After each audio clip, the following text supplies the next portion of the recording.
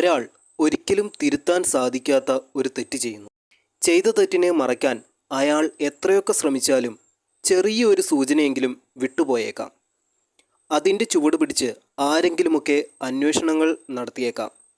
പക്ഷേ ആരൊക്കെ എത്രയൊക്കെ അന്വേഷണങ്ങൾ നടത്തിയാലും നടന്ന സംഭവത്തെപ്പറ്റി വെളിപ്പെടുത്താൻ അത് ചെയ്ത ആൾക്ക് പോലും കഴിയുന്നില്ലെങ്കിലോ?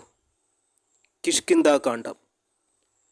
തുടക്കം മുതൽ സ്ലോ പേസിലാണ് കഥയുടെ പോക്ക്. കഥയിലേക്കെത്താൻ കുറച്ച് ടൈം എടുക്കും. ട്രാക്കിലേക്ക് കയറിക്കഴിഞ്ഞാൽ പവർ ഫ്ലൈ സ്ക്രിപ്റ്റിംഗ്. തുടക്കം മുതലുള്ള കഥയുടെ മിസ്റ്ററി ഭാവം ഒരുപാട് ഗുണം ചെയ്തിട്ടുണ്ട്. സിനിമയുടെ തുടക്കം മുതൽ ഈ ഫീൽ പ്രേക്ഷകരിലേക്ക് എത്തിക്കാൻ 100% സാധിച്ചിട്ടുമുണ്ട്.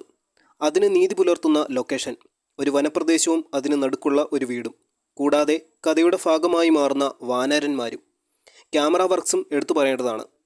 ഫസ്റ്റ് ഹാഫിൽ വളരെ പതിയെ പോകുന്ന സ്റ്റോറി ഡെവലപ്മെൻറ്റ്, ഇൻ്റർവെല്ലിൽ എന്തെങ്കിലും ഇമ്പാക്റ്റ് ഉണ്ടാകും എന്ന് അറിയാമായിരുന്നു. സെക്കൻഡ് ഹാഫ് കണ്ടിരിക്കാൻ അതുതന്നെയാണ് പ്രചോദനവും. ഫസ്റ്റ് ഹാഫിൻ്റെ ഇരട്ടി ഇമ്പാക്റ്റ് സെക്കൻഡ് ഹാഫ് നൽകുന്നുണ്ട്. സ്ക്രീനിൽ നിന്നും കണ്ണുകൾ എടുക്കാൻ തോന്നാത്ത വിധത്തിൽ കാണികളെ പിടിച്ചിരുത്താനും സാധിച്ചിട്ടുണ്ട്. കഥ പേടിപ്പെടുത്തുന്നൊന്നുമല്ല, പക്ഷേ മനുഷ്യജീവിത അവസ്ഥകളും അതിലേക്ക് ആഴ്ന്നിറങ്ങിയുള്ള ചിന്തകളും അതിനോട് ഇഴുകിച്ചേരുന്ന സൗണ്ട് എഫക്ട്സും കൂടി ആവുമ്പോൾ കുറച്ചൊന്ന് പേടിച്ചേക്കാം. സംവിധായകൻ ദിൻജിത്ത് അയ്യത്താൻ. അദ്ദേഹത്തിൻ്റെ ആദ്യ സിനിമയെക്കാളും വളരെ വ്യത്യസ്തമായി നിൽക്കുകയാണ് ഈ ചിത്രം. ആസിഫ് അലി ചെയ്തിരിക്കുന്ന അജയൻ, അപ്പുപിള്ളയായി വിജയരാഘവൻ, അപർണ ബാലമുരളി, സുമദത്തൻ എന്ന ക്യാരക്ടറായി ജഗദീഷ്, ഇവരൊക്കെയാണ് ലീഡ് റോൾസിൽ. ആസിഫ് അലിയെ സംബന്ധിച്ചിടത്തോളം ഈ വർഷം അല്പം നിലവാരമുള്ള കഥകൾ സെലക്ട് ചെയ്യുന്നതായി തോന്നുന്നുണ്ട്. ഈ രീതി തുടർന്നാൽ അദ്ദേഹത്തിന് സ്റ്റാർ വാല്യൂ തിരിച്ചു പിടിക്കാൻ സാധിച്ചേക്കാം. അപർണയ്ക്ക് കിട്ടിയ റോൾ നന്നായി തന്നെ ചെയ്തിട്ടുണ്ട്. കഥയുടെ രീതിക്കനുസരിച്ച് ഇടയ്ക്ക് ചെറിയ ലാഗ് തോന്നിയേക്കാം. ജഗദീഷും കൊള്ളാം.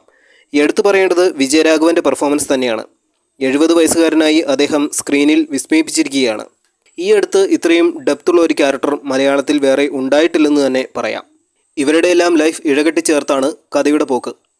എടുത്തു പറയേണ്ട സീനുകൾ നിരവധിയുണ്ട്. പിന്നെ അശോകൻ, നിഴൽകൽ രവി, അങ്ങനെ പോകുന്നു അഭിനേതാക്കളുടെ ലിസ്റ്റ്.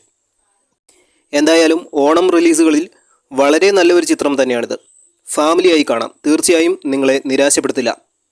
ആലോചിച്ച് നോക്കിയാൽ എല്ലാവരുടെയും ജീവിതത്തിൽ ഉണ്ടായേക്കാം ആരും അറിയാതെ സൂക്ഷിക്കുന്ന ചില സത്യങ്ങൾ. ചില സന്ദർഭങ്ങളിൽ സത്യങ്ങൾ അറിയാതിരിക്കുന്നത് ഒരനുഗ്രഹമായും മാറിയേക്കാം. സിനിമയിൽ പറയുന്നത് പോലെ കൺസേൺസ് തന്നെയാണ് ഇമ്പോർട്ടൻറ്റ്.